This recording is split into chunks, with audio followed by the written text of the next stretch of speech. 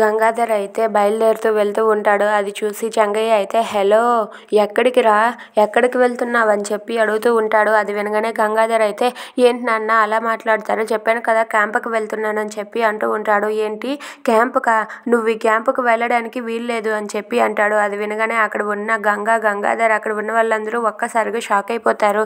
ఏంటి నాన్నగారు ఏమంటున్నారు అంటే, అవునరా నువ్వు ఈ క్యాంపుకి వెళ్ళడానికి వీల్లేదు, నువ్వు ఒకవేళ అవసరమైతే ఉద్యోగమైనా సరే మాన్పించేస్తాను కానీ నువ్వు మాత్రం ఈ క్యాంపుకి వెళ్తే ఊరుకునేదే లేదు అని చెప్పి అంటూ ఉంటాడు. అది వినగానే అక్కడ ఉన్న గంగాధర్ అయితే ఒక్కసారిగా షాక్ అయిపోతాడు. ఇంతలో అక్కడ ఉన్న గంగ అయితే ఏంటి మామయ్య గారు ఇలా మాట్లాడుతున్నారని చెప్పి అలా చూస్తూ ఉంటుంది. ఈ క్యాంపు ఎందుకు పెట్టారో నాకు తెలుసురా, ఎవరిని ఎలా ఎక్కడ మార్చాలో వాళ్ళకి తెలుసు, అందుకే వాళ్ళు ఇలాంటి క్యాంపులు పెట్టారు. ఈ క్యాంపు పెట్టి నిన్ను వాళ్ళ సొంతం చేసుకోవాలనుకుంటున్నారు, కానీ నేను అలా చూస్తూ ఊరుకోలేను కదా, నేను అదేది జరగనివ్వను, అందుకే నువ్వు ఈ క్యాంపుకు వెళ్ళడానికి వీల్లేదు అని చెప్పి చెంగయ్య అంటాడు. అది వినగానే గంగాధర్ అయితే ఒక్కసారిగా షాక్ అయ్యి అలా ఉండిపోతాడు. ఇక గంగ అయితే వాళ్ళ మామయ్య వైపు చాలా కోపంగా చూస్తూ ఉంటుంది. If you like this video please subscribe.